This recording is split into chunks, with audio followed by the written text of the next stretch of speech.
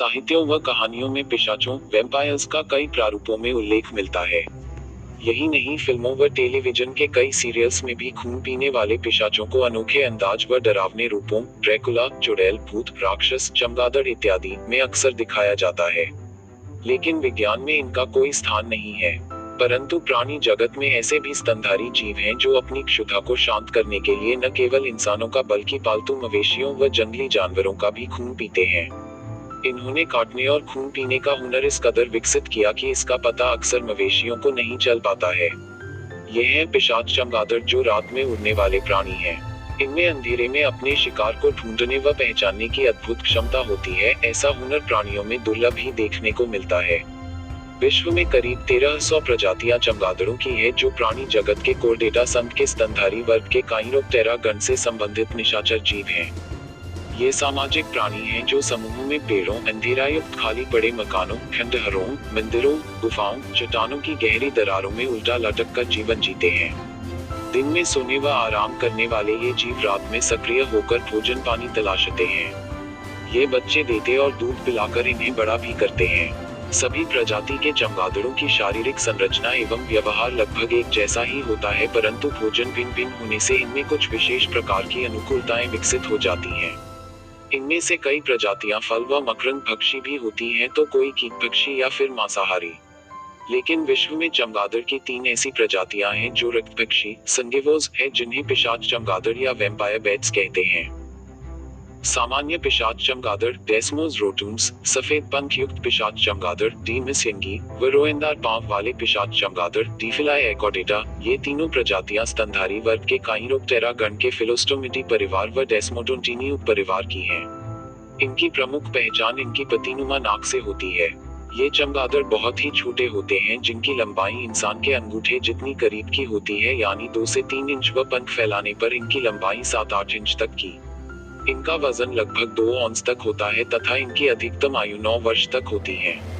इनके उड़ने की रफ्तार 9 मील प्रति घंटा तक की होती है। ये दुनिया के एकमात्र ऐसे चमगादड़ हैं जो जमीन पर चलते, कूदते, फुदकते व दौड़ सकते हैं। पिशाच चमगादड़ के खून पीने हेतु विशेष दांत व नुकीली जीभ पिशाच चमगादड़ के खून पीने हेतु विशेष दांत व नुकीली जीभ पिशाच चमगादड़ प्रमुख रूप से उत्तरी व दक्षिणी अमेरिका मूल के हैं। वहाँ ये बहुतायत में मिलते हैं।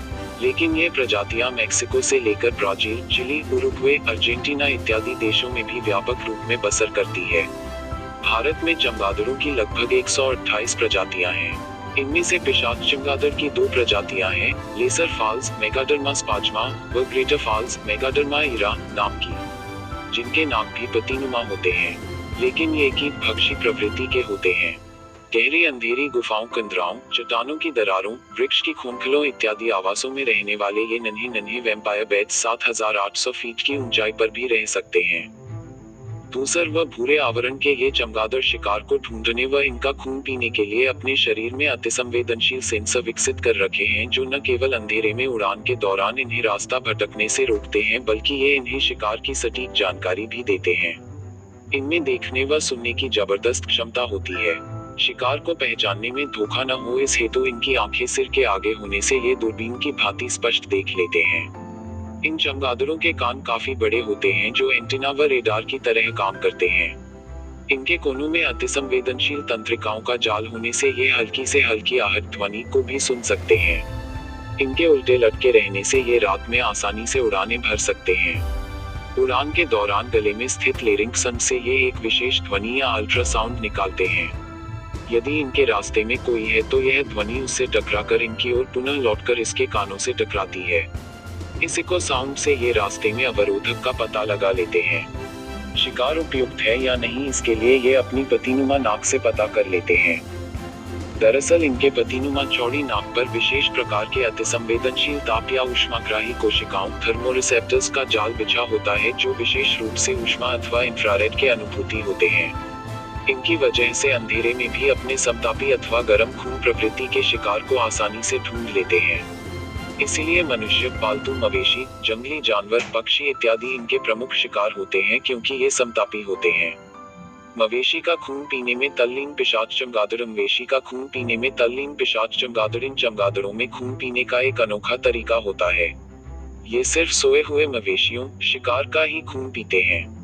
पहले ये मवेशियों के आसपास की जमीन पर अवतरण करके अपने मस्तिष्क में स्थित इंफेरियर कोलिकुलस भाग से यह पता लगाते हैं कि मवेशी नींद में है या नहीं। इसके लिए ये इनकी सांसों की ध्वनि का मूल्यांकन करते हैं। मवेशी के नींद में होने पर ये चौंकने होकर धीरे धीरे उसके नजदीक जाकर अपनी नाक के थर्मोरिसेप्टर्स से मवेशी की त्वचा के नजदीकी रक्त वाहिनी का पता लगा लेते हैं। वहां बैठकर वाहिनी के ऊपर की त्वचा पर अपने विशेष नुकीले धारदार अग्रदांतों से बारीक चीरा लगाते हैं। इनके थूक, सेलाइवा में मौजूद रसायन से खून नहीं जमता है, वहीं इसका प्रवाह बाहर की ओर निरंतर बढ़ता रहता है। रसायन से चीरे के आसपास की जगह संवेदनहीन हो जाने से पशु को दर्द का एहसास ही नहीं हो पाता है। आधा घंटा तक 1 चम्मच जितना खून ये अपनी नुकीली व लचीली जीभ से सोखकर लेप-आप पी लेते हैं। रक्त पीने पर इन्हें हल्का सा भारीपन का एहसास होता है। थोड़ा सुस्ताने के बाद वहां से ये उठ जाते हैं।